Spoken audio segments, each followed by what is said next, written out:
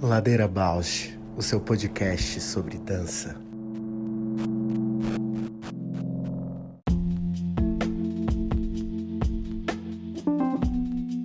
Olá, meu nome é Juliana Zelensky Alves. Sou bailarina, professora, pesquisadora, artesã e artífice da dança na infância. Compor o Ladeira me move porque borra minha presença na escuta do outro. Me identifico, me emociono, e enquanto documentamos todos estes afetos. Olá, eu sou a Paula Petreca, bailarina, professora de História da Dança e curiosa. Eu estou aqui nessa ladeira para encontrar vozes, movimentos, biografias que me inspirem a aprofundar meus gestos sensíveis no mundo.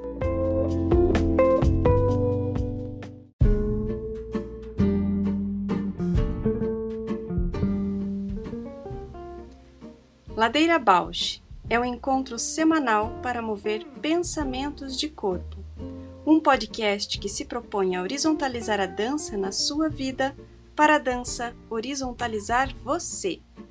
Toda segunda-feira, um novo episódio com temas para dar voz a uma dança mais perto de você, contando o que nem sempre vai para a cena, sem glamour e sem mito.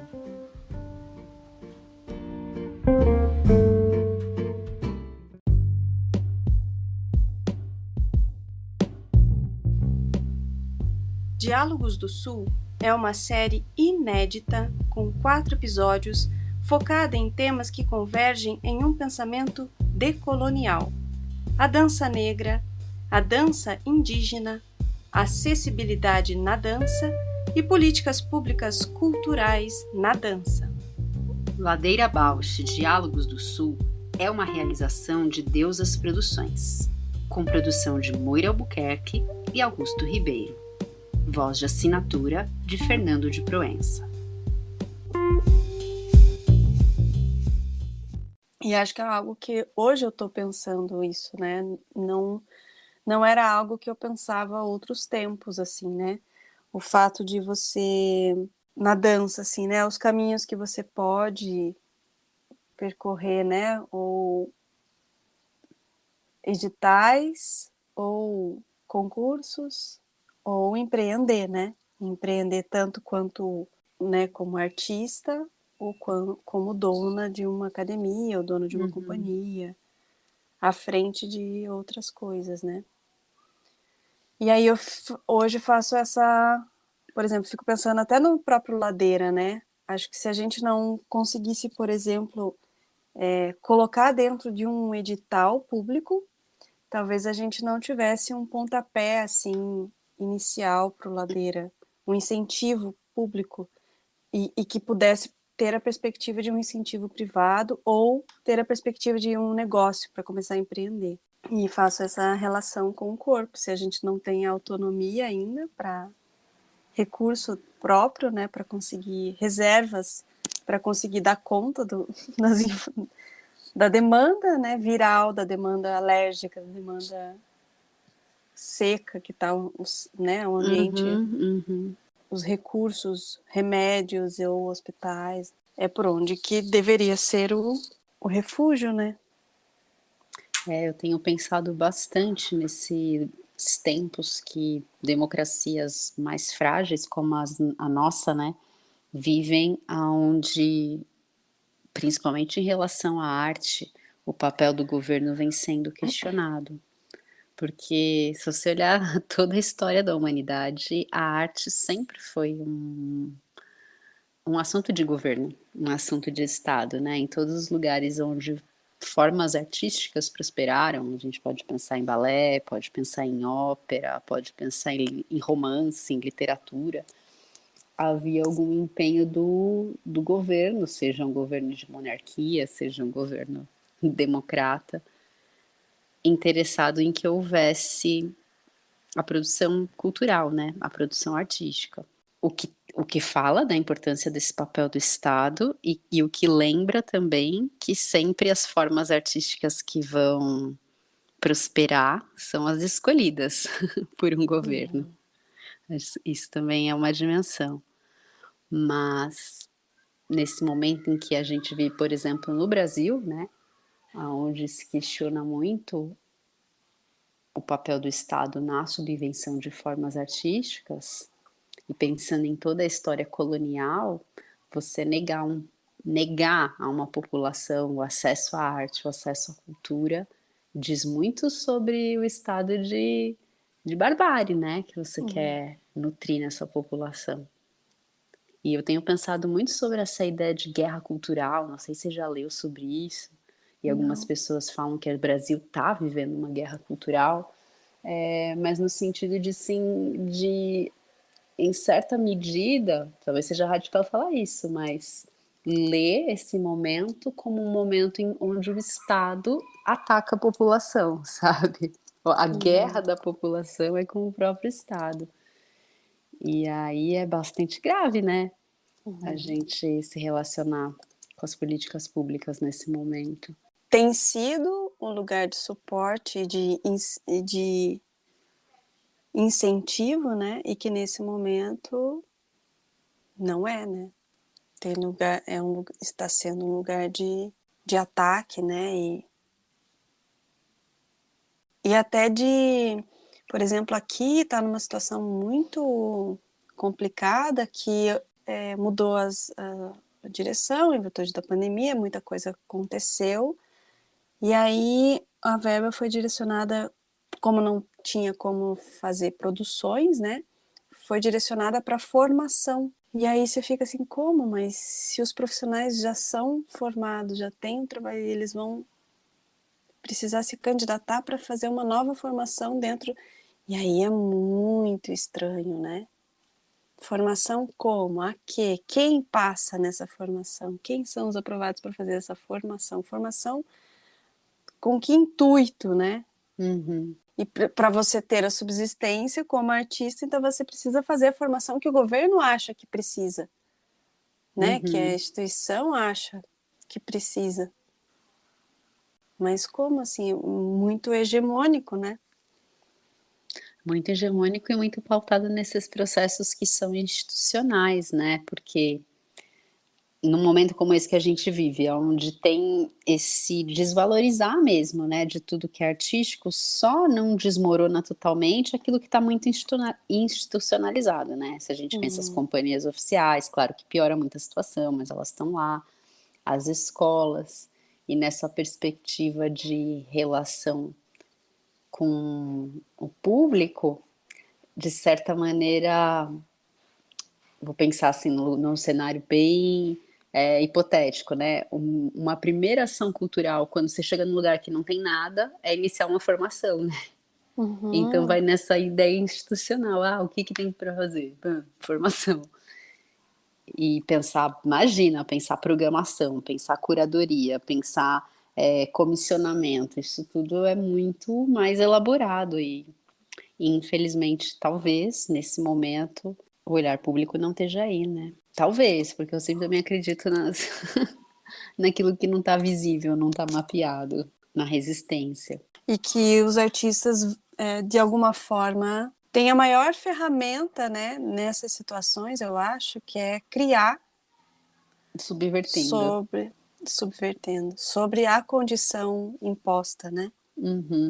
Que é reinventar. Então, de alguma forma, a partir dessas condições haverão muitas subversões, e que eu acho que é a grande riqueza, né, que traz estética, política e ética, né? Como as três coisas caminham juntas, assim. Nossa, total. Então, a estética da arte é a sua política, né? Poderia ser assim, mas pode-se falar muito. Ou a ética da arte é a política que se revela numa estética, né? Dá para brincar muito sobre isso, assim. Sim, eu estou lendo um livro que tem a ver com essa discussão. Ele chama Tecnologia e Estética do Racismo. É de uma historiadora aí do Sul, acho que é do Rio Grande do Sul, Maria Bernadette Flores. A organização foi o Rafael Guarato, um historiador de Goiás, né, de Minas, mas que trabalha em Goiás, que me indicou esse livro. nossa, esse livro vai trazendo muito essa construção de um imaginário brasileiro que é eugênico, né? No sentido, mil sentidos, mas no corpo. Sobretudo, essa autora vai na discussão do corpo, né?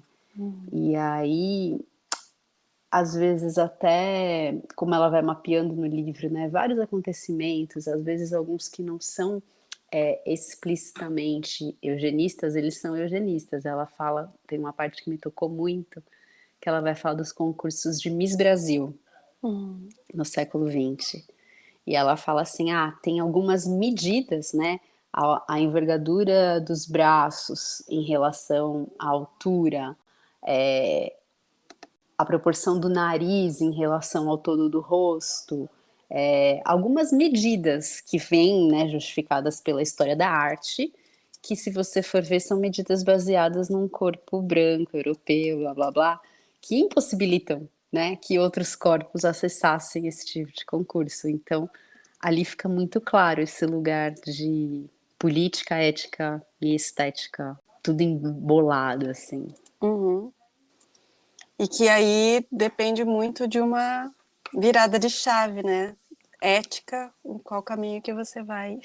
E de leitura, né? E de Porque se leitura. você não lê que, nossa, mas talvez essa relação, né, dos braços com a altura do corpo é uma relação que não tá fora do corpo branco, que não opera, né?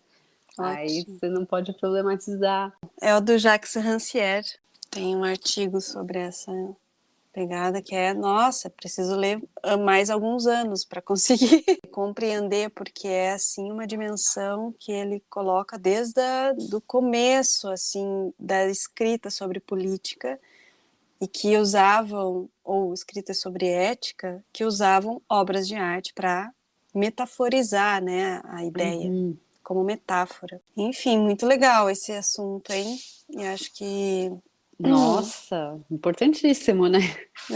aterriza assim as questões em um assoalho, talvez, para a gente vibrar nessa conversa que vem a seguir, com essa vibração tríade entre estética, política e ética.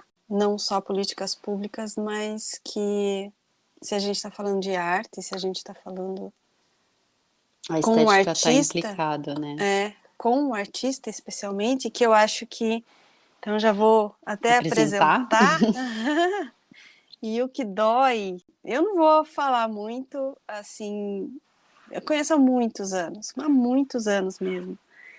E é uma figura, assim, aqui de Curitiba, presente em vários campos, assim, atuante, e que o que é mais curioso, eu acho que é isso, é que é um artista consegue atuar politicamente e artisticamente. Ele não chega só e fala, ele chega e performa.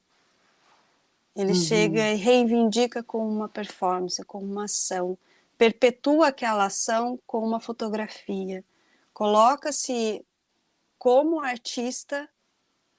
Então ele tem uma percepção do quanto o corpo dele, a presença dele, a atuação dele é relevante politicamente, assim, sabe? Numa dimensão mesmo que eu admiro muito, assim.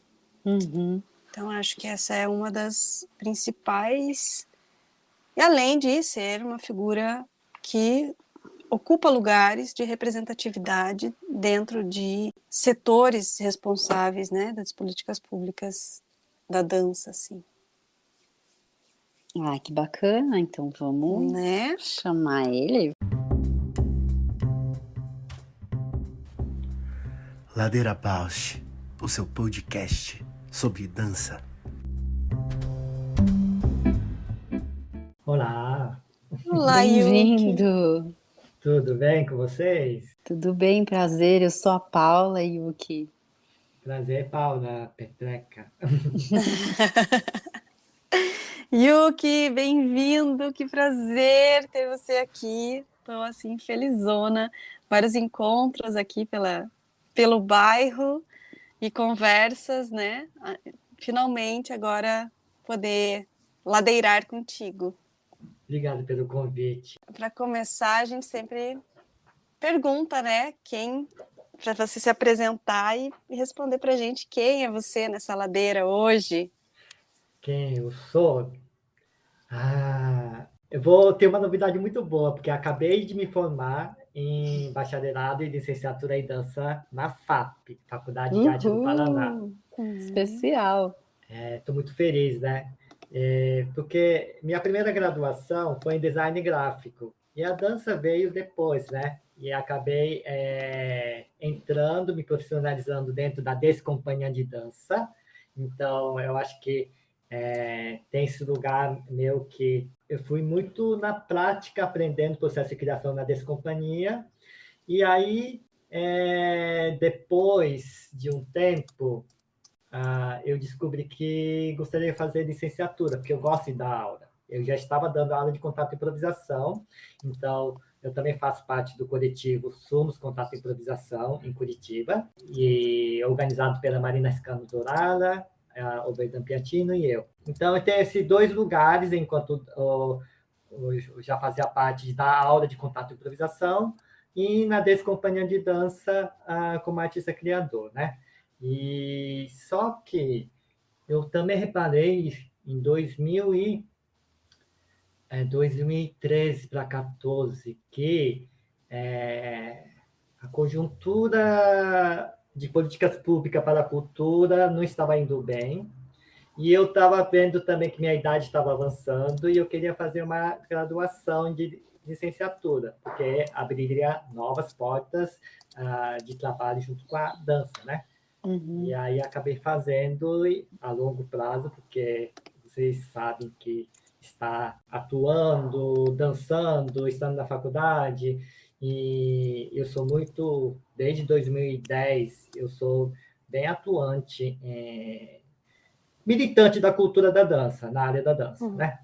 Então, eu acho que isso tudo me fez demorar a terminar a faculdade, que eu entrei em 2014, mas é muito difícil dar conta. Aí eu demorei tanto tempo para me formar ano passado, a coroação de grau vai ser em abril.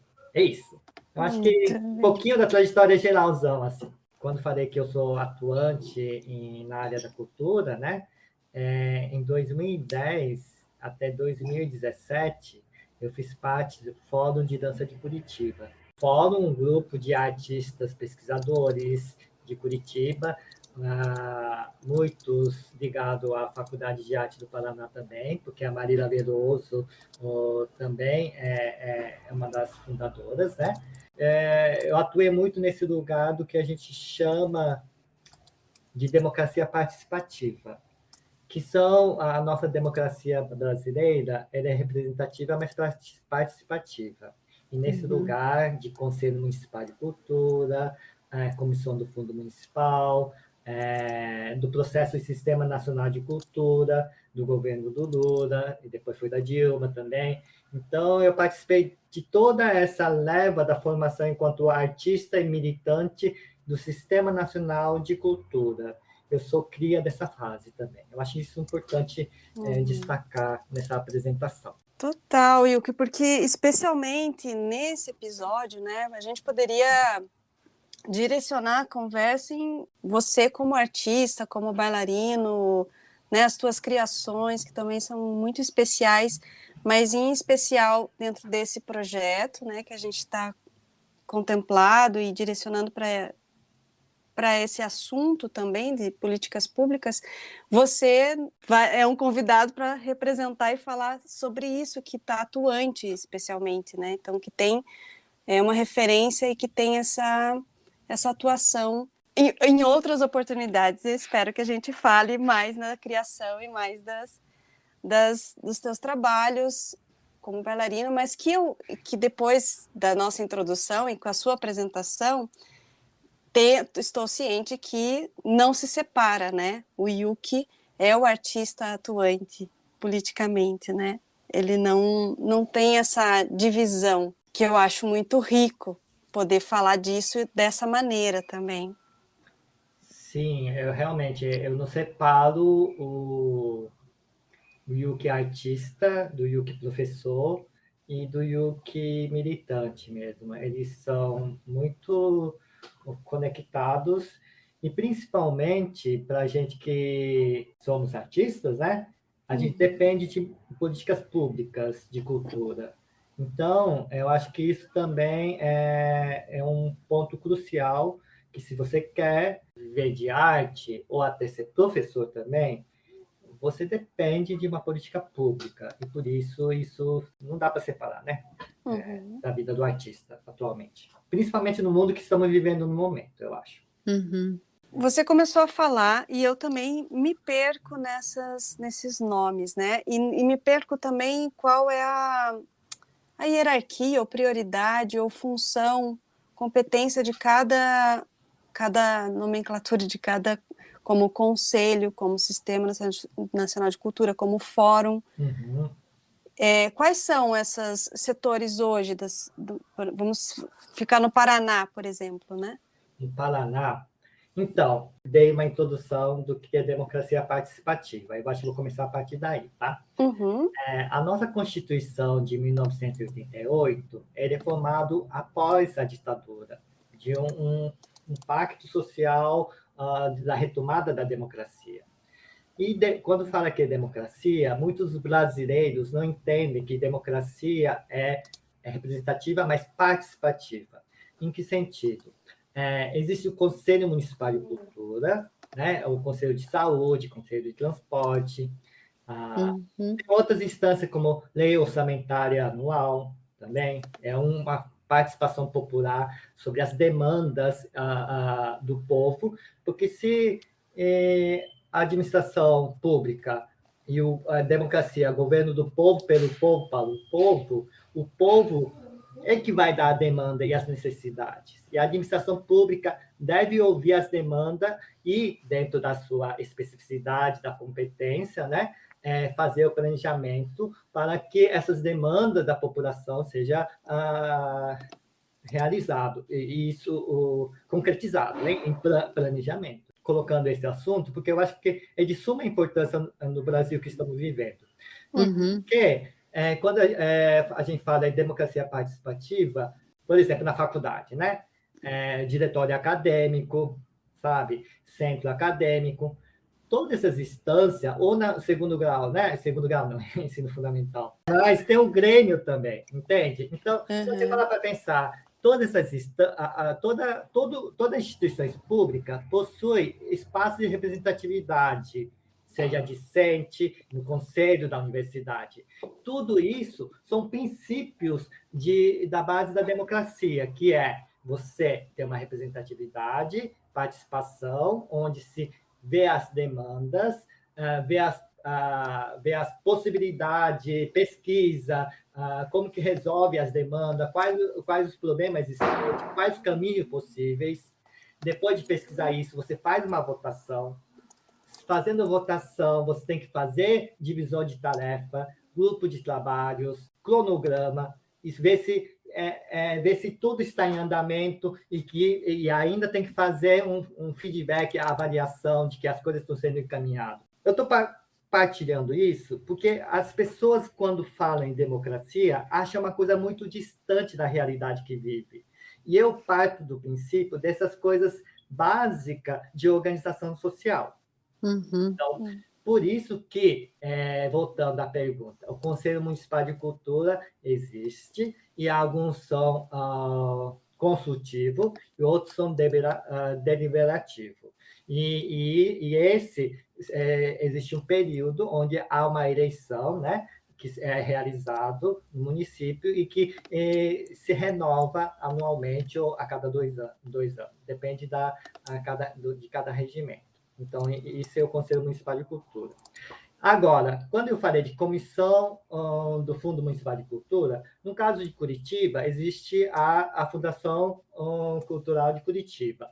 E existe um fundo municipal de incentivo à cultura, em que esse dinheiro vai ser usado para a cultura e também nos editais. Então, esse fundo também precisa de uma indicação de representatividade civil e do meio cultural para que gerencie e decide também as questões do fundo e das leis municipais de incentivo à cultura, junto com o Conselho Municipal de Cultura. Então, é outro lugar que existe uma representatividade também. Então, eu acho que é isso importante dizer. E outro que é os sindicatos, né? Sindicatos também é uma organização que é necessário se articular, porque atualmente, por exemplo, a Comissão do Fundo Municipal de Cultura não é uma indicação de pessoa jurídica, não, pessoa física, sabe? Não é uma eleição de pessoa física, é uma indicação de sindicatos e associações também. Então, todo artista tem que saber essa complexidade para entender como que o dinheiro da cultura é gerenciado e da onde vem, como que organiza, quem decide para que segmento da linguagem vai, ou várias decisões. Isso é uma coisa. E eu acho que vou acrescentar outro elemento que é importante, que é Conferência Municipal de Cultura. Então, a cada 2 anos, é necessário fazer uma Conferência Municipal de Cultura aqui em Curitiba, onde há inscrição de pessoas, artistas e civis e tudo que participa na área da cultura, para fazer as demandas e atualizar o plano de gestão da cultura. Atualmente, tem cada linguagem, tem setoriais que existem, né? Setoriais de linguagem, tem a dança é um setorial também. Então, o segmento da dança tem que falar da necessidade do segmento da dança. Então, e aí isso deve ser levado em consideração no caso do Curitiba, a Fundação Cultural de Curitiba, para fazer o planejamento do município. Eu acho que esses elementos, eu acho que já dá para ter uma noção de o quanto todo artista precisa estar engajado. E o Fórum de Dança que vem na sequência, por isso que está mais próximo dos artistas do que as outras instâncias, vamos dizer assim.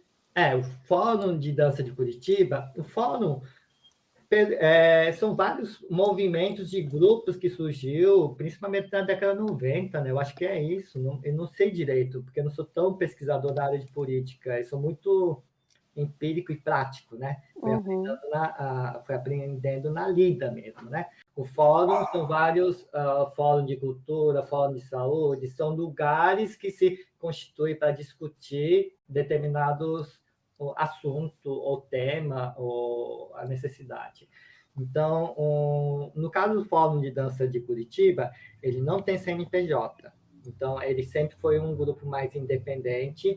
Em cada demanda do município, a gente vai se juntando e tem uma rede e a gente vai, de acordo com o problema, por exemplo, na época queria fundir a Secretaria da Cultura e do Turismo no governo do Beto Richa.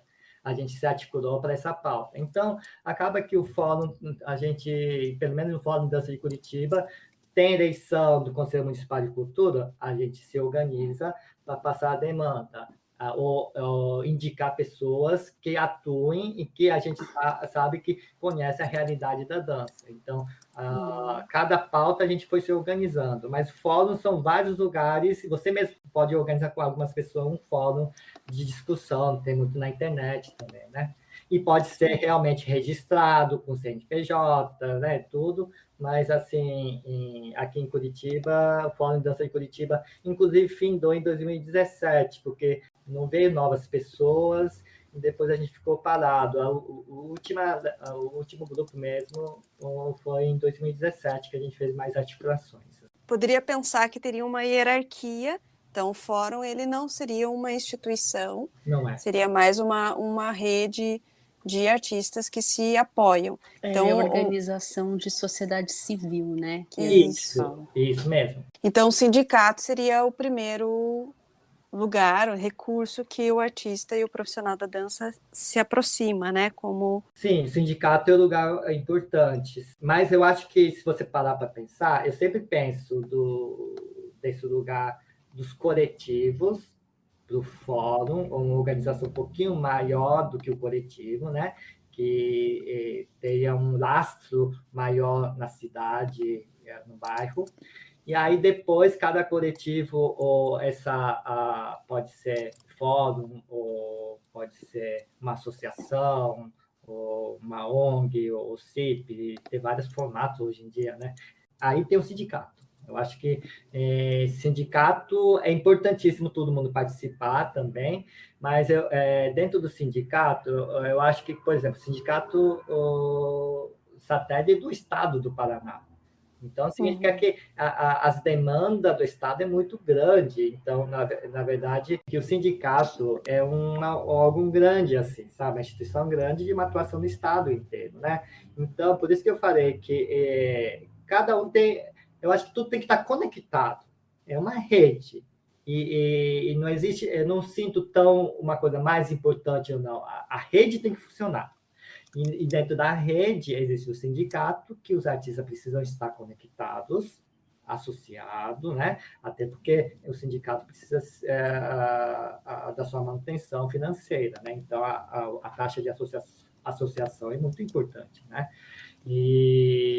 Mas, voltando, eu acho que em Curitiba você tem que se organizar um fórum, um grupo de artista, ou lá em São Paulo, Cooperativa de Dança de São Paulo. Então, tem que se organizar. E também, mesmo para pensar, a dança é um leque muito grande, qualquer linguagem artística. Tem a galera do hip hop, tem pessoas que escola de dança, sabe? Tem pessoas que são artistas que trabalham muito mais com editais culturais. Então, os perfis são grandes também, né?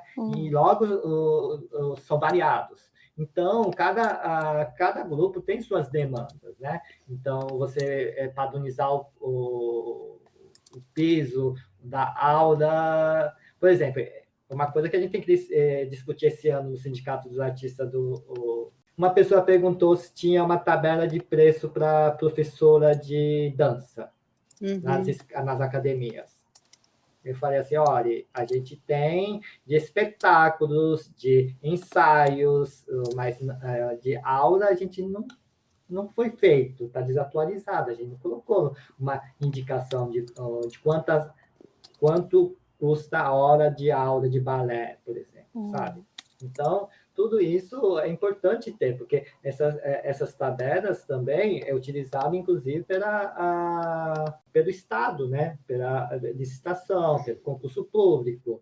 Por exemplo, houve um caso que era no Guaíra, quando teve o concurso para a Orquestra Sinfônica e para o Balé Teatro Guaíra, o piso dos artistas da dança não estava atualizado. Ele ficou muito aquém comparado com o do pessoal, musicistas da orquestra sinfônica. Por quê? Porque o Estado também baseia-se em piso salarial. De algum lugar você tem que pegar esses dados, né? E aí ficou mais baixo. Então, é isso. Eu acho que todas as instâncias são importantes. O sindicato é importante, mas cada categoria, seja hip hop, balé ou dança folclóricas, leque é muito imenso na área da dança. Tem que se organizar para levar suas demandas e discutir, né? E votar. Bem, aí eu fico com uma curiosidade, que é perguntar como é a atuação mesmo, qual é a rotina, como que é estar presente, qual que é a participação, né? Nessas instâncias, assim, como você vem atuando hoje, talvez. A gente precisa entender que a maioria das pessoas que atuam nesse lugar da organização social, ou eu chamo militantes da cultura, sabe? Eles fazem no seu tempo disponível, né? Então, tem várias formas de participar. Se você vai pegar um cargo que nem Conselho Municipal da Cultura, aí sim você vai ter as reuniões a cada 2 meses, sabe? Então, aí você vai ter que ver a pauta, discutir, entender sobre a questão que está sendo discutido, sabe? Então, depende do cargo que você vai ter que tá se propondo a trabalhar, depende também da disciplina também. Por exemplo, quando eu falo disciplina, tem uma coisa que aprendi na aula de Neikun, uma arte marcial, né? Se você tudo é uma questão de ritmo. Se você quer aprender tocar piano, você vai colocar um ritmo 2 vezes por semana. Se você quer melhorar o seu ritmo, você coloca 3 vezes por semana. E aí o ritmo cria cadência, que gera potência ao longo do tempo.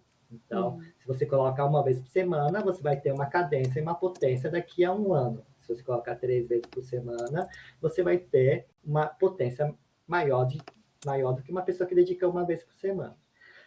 Então, por que eu trago isso? Tudo é uma dedicação de vida, de uma área de conhecimento específico. Então, cabe as pessoas também entender o quanto você vai dedicar a essa questão. Mas um princípio filosófico que eu tenho desde 2010, quando eu entrei no Fórum de Dança de Curitiba, eu falei para mim que uma parte do meu tempo e do espaço durante o mês é dedicado a questões públicas. Então, e como as questões públicas têm uma demanda variável, assim, tem urgência de manifestação, ou as pautas mudam bastante, vai de acordo com isso. Mas eu tenho, por princípio, parte do meu tempo ser dedicado a essas questões. E, atualmente, eu sou do Conselho Estadual de Cultura do Paraná, do CONSEC. Então, eu faço parte do grupo do WhatsApp, eu tento acompanhar, vai ter uma reunião daqui a 2 dias, então, esse é meu tempo de participação. Agora, tem outras funções que até falo que é meio que Madre Teresa de Calcutá, que é do ideal mesmo da vida, sabe? Por exemplo, comissão do Fundo Municipal de Cultura, sabe? É que agora, não sei se estão remunerando agora quem faz parte da análise dos editais e tudo, mas eu participei da avaliação do edital do Fundo Municipal de Cultura da Dança. Nossa, artes cênicas, eu avaliei 96 projetos em 1 mês e meio sem ganhar nada.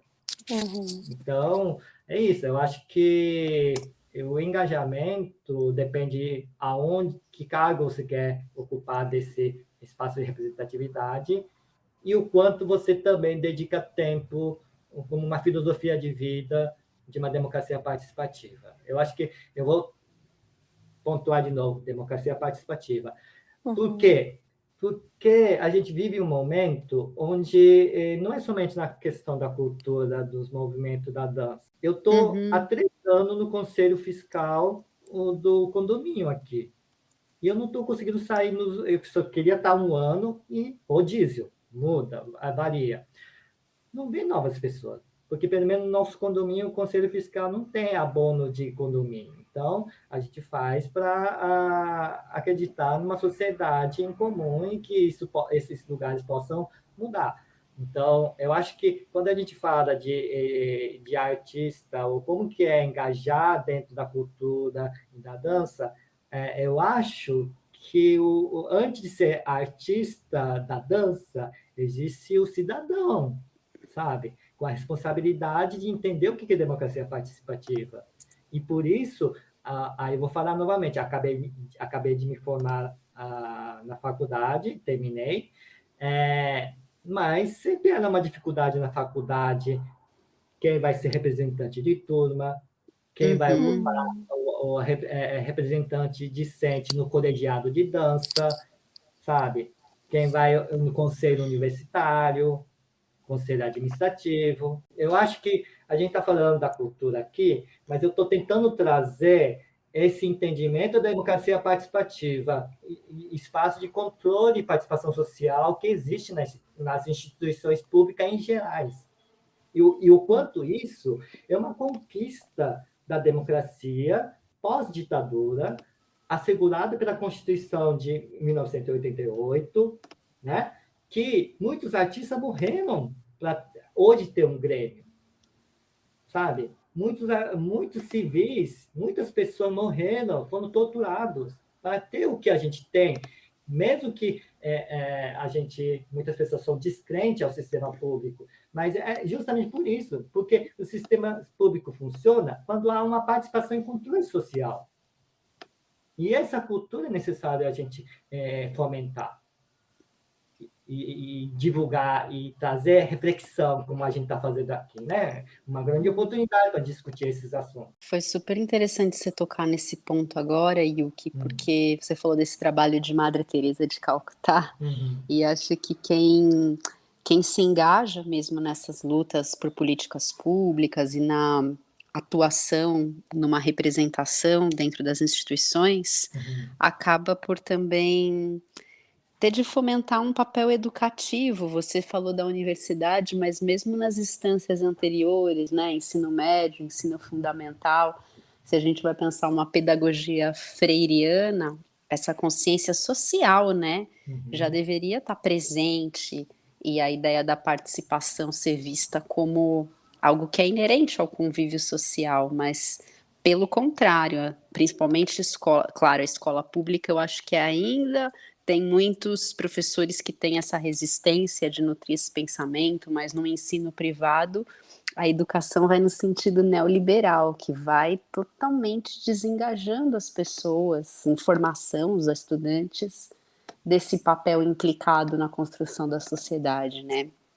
E aí eu sinto que essa militância acaba passando por um papel educativo também, com os próprios colegas de classe e criando essa consciência de classe, né? Sim, eu acho que é muito educativo, né? É um lugar de formação, né?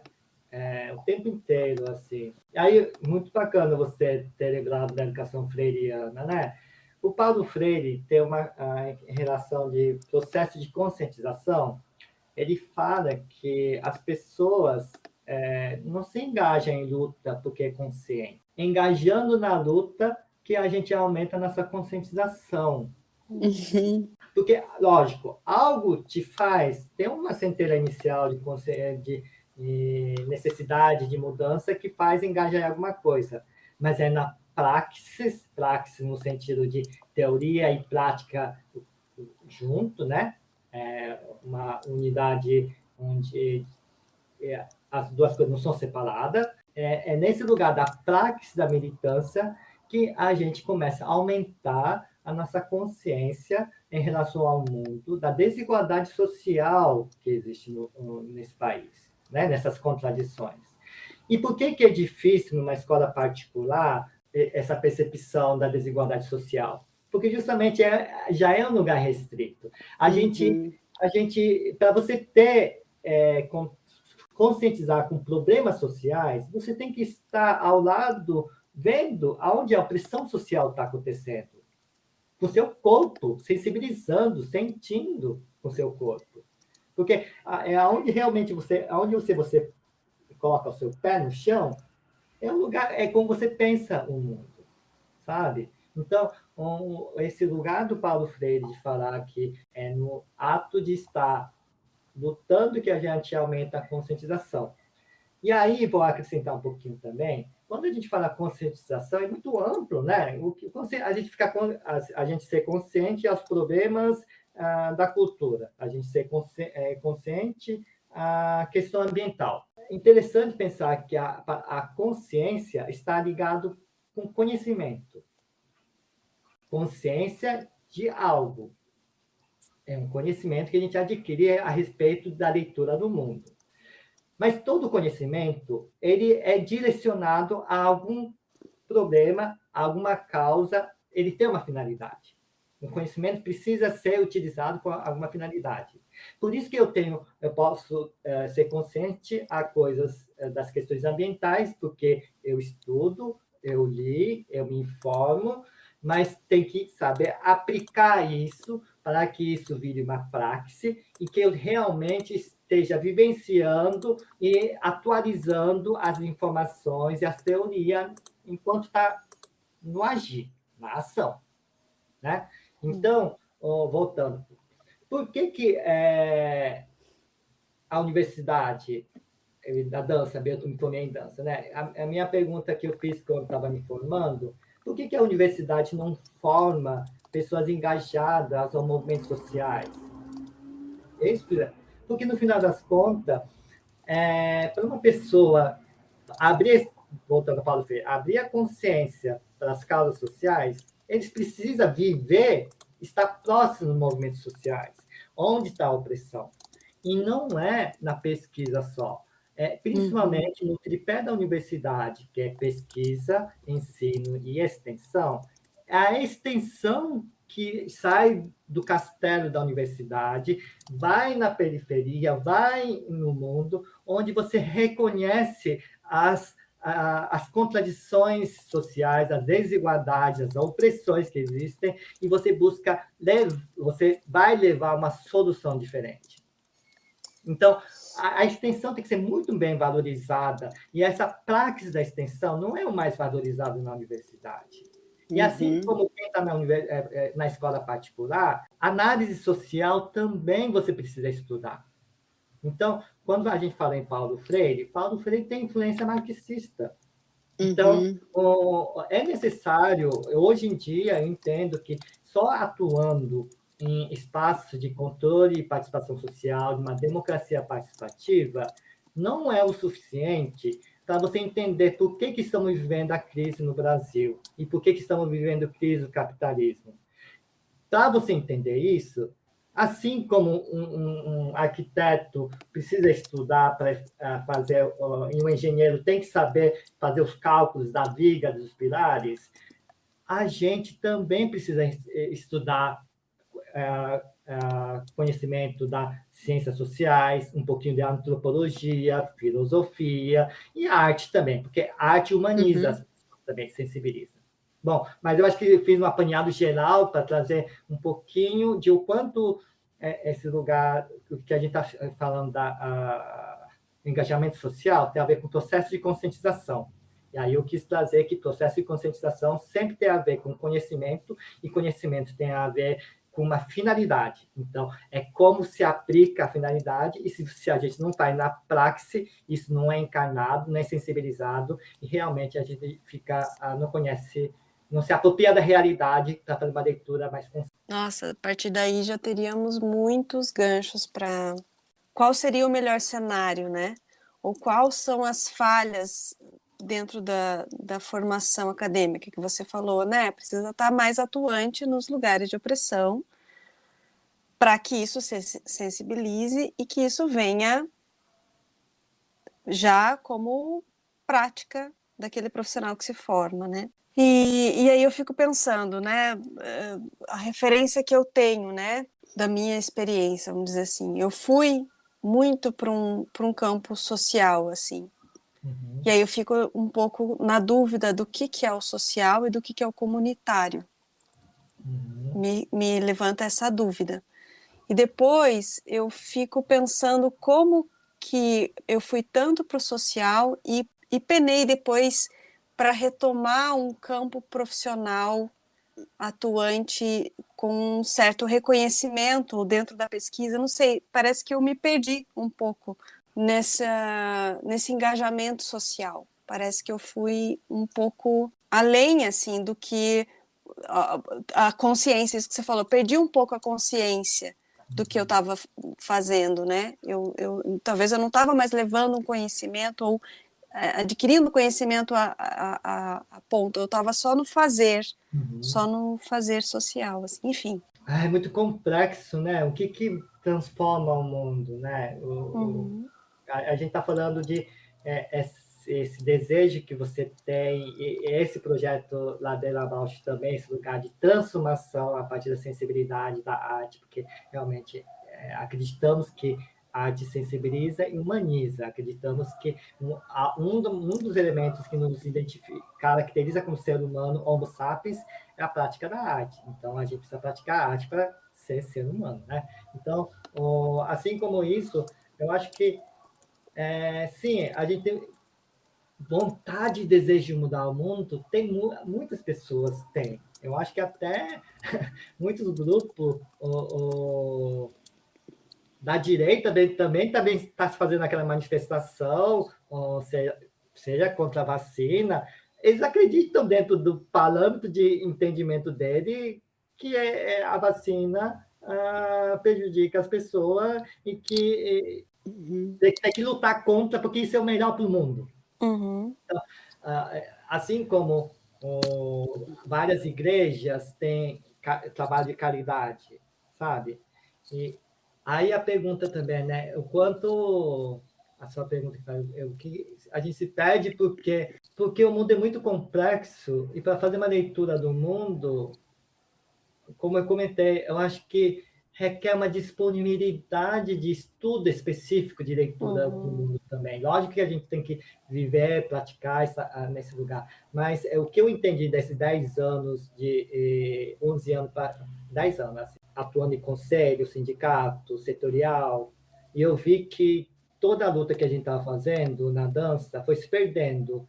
Tudo que na cultura também a gente foi se perdendo. O Sistema Nacional de Cultura não foi aprovado por causa do golpe do impeachment, que aprovou a lei de teto de gasto, e a lei de teto de gasto não fez com que o fundo que funcionasse o Sistema Nacional de Cultura não fosse aprovado pelo Senado. Aí, só agora no Aldir Blanc que foi aprovado e a gente entendeu a importância de todo o processo da estrutura do Sistema Nacional de Cultura, que é o Conselho, a lei, o fundo, e que isso vai vindo em cascata do Estado, do nacional, para o Estado, para o município, e a gente vai entendendo o que poderia ter sido se o Sistema Nacional de Cultura tivesse sido aprovado em 2016, antes do golpe, sabe? E aí, imagine, porque a Lei Aldir Blanc mostrou um pouquinho de o quanto tem artistas, com todos os problemas que existem, né, da implementação. Mas você viu vários trabalhos acontecendo de pessoas que a gente geralmente não via e pulverizou mais o dinheiro. O recurso chegou mais longe, né? Então, mas aí a gente vê que nesses últimos anos a gente só foi perdendo. Assim, reforma trabalhista, reforma da Previdência, mesmo 10 anos atrás, a oficialização da terceirização do trabalho não fim da instituição pública, sabe? Tipo, se hoje... Todo esse processo neoliberal. Então, e a gente foi se perdendo mesmo. Então, e eu, voltando a esse lugar de se perder, eu me perdi também, Jô.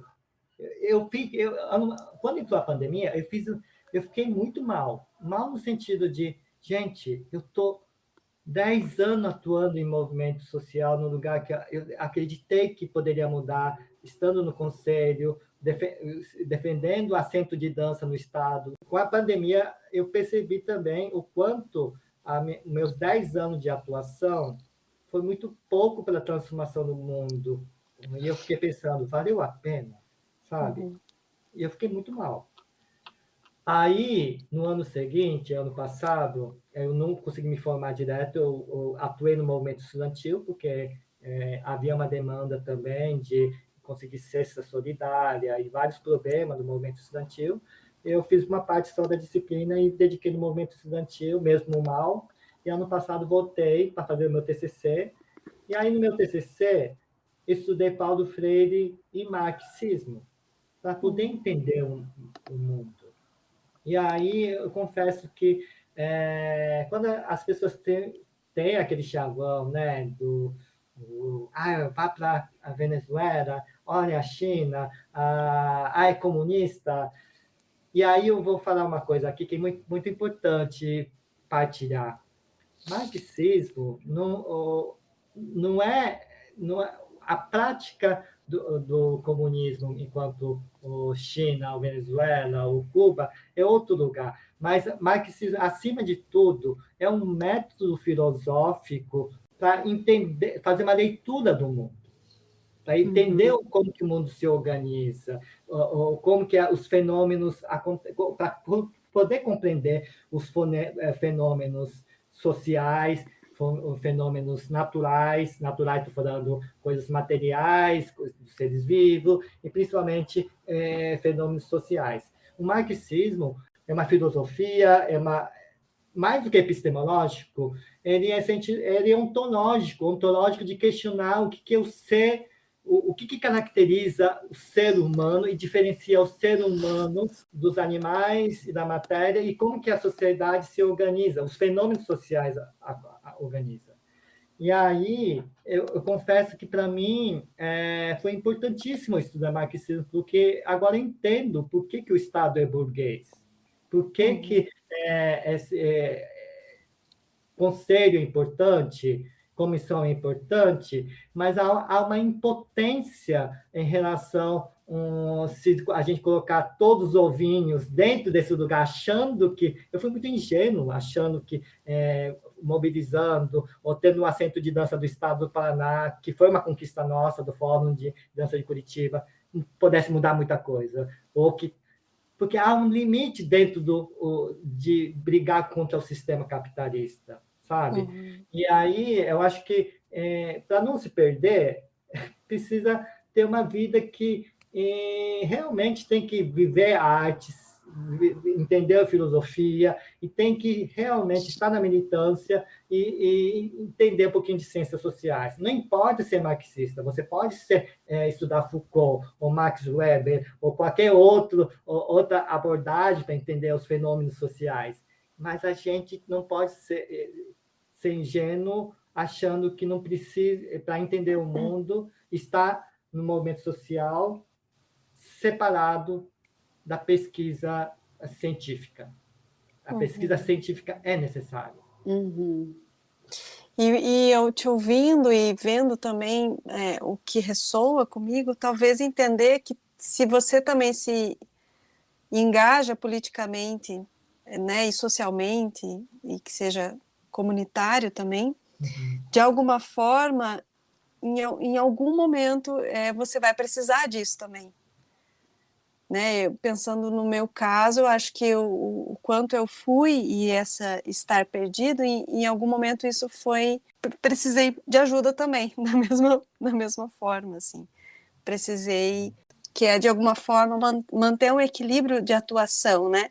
Sair um pouco de um papel para que outras pessoas também ocupem e experimentar outros papéis socialmente, né? E o desafio de fazer tudo isso, né, Paula, Exato. Jo? Porque, assim, a gente está falando aqui de formação mesmo, formação em várias camadas, né, no sentido, como que a gente atua e ainda cria espaço para fomentar novas pessoas que vão atuar naquela ONG, naquele trabalho, sabe? Na continuidade, né? Continuidade, Paula. Exatamente.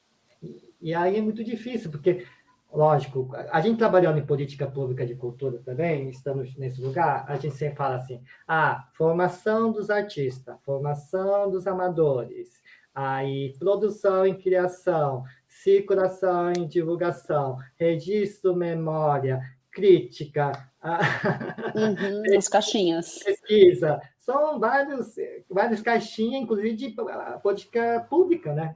Uma política pública de cultura, você tem que pensar em todos esses eixos, né? Pesquisa, criação, circulação, formação. E é tudo isso mesmo. E o mundo de hoje é difícil para os artistas mesmo dar conta de tudo. E por ser difícil, tem que fazer uma rede. E por ser difícil, se você faz parte de um coletivo, por exemplo, eu faço parte da Descompanhia, né?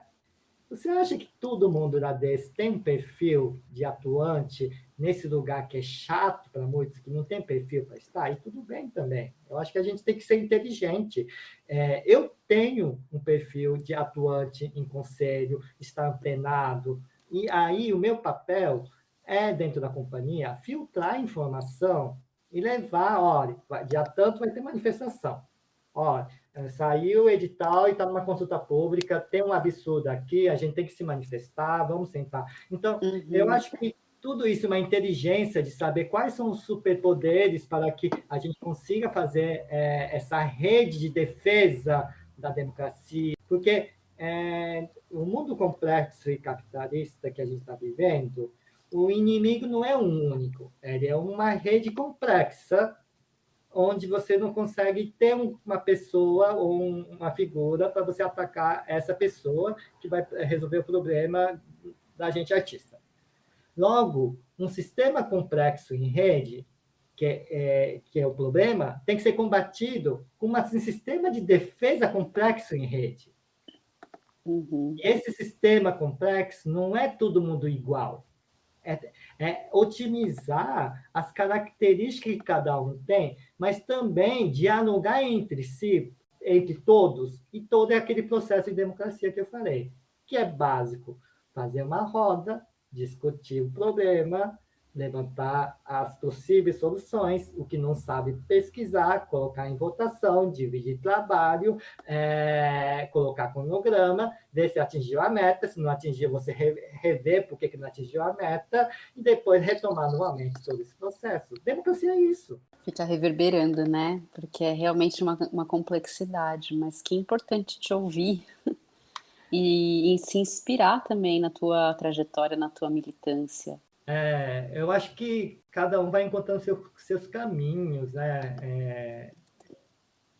Eu vou falar um pouquinho de mim também. Eu acho que eu tenho muita... Eu sou filho de imigrantes japoneses. Eu acho que vou partilhar aqui que é importante. A cultura japonesa, ela é muito de associação cooperativa, desse lugar coletivo, né? Eu dei muitas coisas de aprendizado com meus pais, meus avós e tudo. E depois que vim morar em Curitiba, não tenho família aqui, me assumindo como gay, e tem esse lugar também que acabei saindo nesse núcleo que é patriarcal, tem muito machismo, preconceito em relação aos gays na cultura japonesa, acabei trazendo isso numa prática da minha vida coletiva, assim, sabe? Por isso que eu acho que é difícil abdicar mão desse lugar coletivo, porque vem um pouquinho das várias determinações minhas, uma é de eu ser Nisei, e advém disso também, né? Então, só partilhando um pouquinho, porque são vários fatores que fazem com que uma pessoa possa estar engajado. Cada um tem várias maneiras de se ir expandindo a nossa conscientização, né? E cada pessoa tem o seu caminho único. Assim. Lindíssimo, porque além desse esclarecimento todo, né, de uma vivência, de uma prática, aí tem também toda essa sensibilidade, né, e experiência, conhecimento, consciência, né, lugar de visão de mundo. Nossa, lindíssimo, Yuki, estou, assim, grata demais e contemplada, assim, com as dúvidas, com a minha pouco saber da tua experiência, desse campo. Muito grata, viu? Eu que agradeço poder partilhar um pouquinho, assim, porque, como eu falei, assim, eu sou muito mais de prática, de estar na parte de produção, organização, mas falar em público é um exercício também da democracia e eu tenho vergonha pela minha dicção, minha pronúncia, meu erro de português, mas também é um desafio, né? Porque a vida é um desafio o tempo inteiro. Assim. Então, para mim é um desafio, mas um prazeroso também desse acolhimento de vocês e todo esse cuidado também de poder partilhar e conversar um pouquinho desse lugar enquanto artista e militante, assim, sabe? Obrigado mesmo, Paula e Ju. Queria agradecer muito mesmo, assim, não se preocupa que o teu saber sustenta toda a tua fala, foi perfeito te ouvir, foi uma aula, e como eu te disse, é inspirador te ouvir, que a gente possa compartilhar esse Ladeira com mais pessoas para despertar, como você falou, para a luta, né, e aí a consciência chega. Que assim seja. Vamos dançar, senão a gente vai estar perdido, né? É isso. Viva Bausch, viva a dança. Viva! Projeto realizado com recursos do Programa de Apoio a Incentivo à Cultura. Fundação Cultural de Curitiba e da Prefeitura Municipal de Curitiba.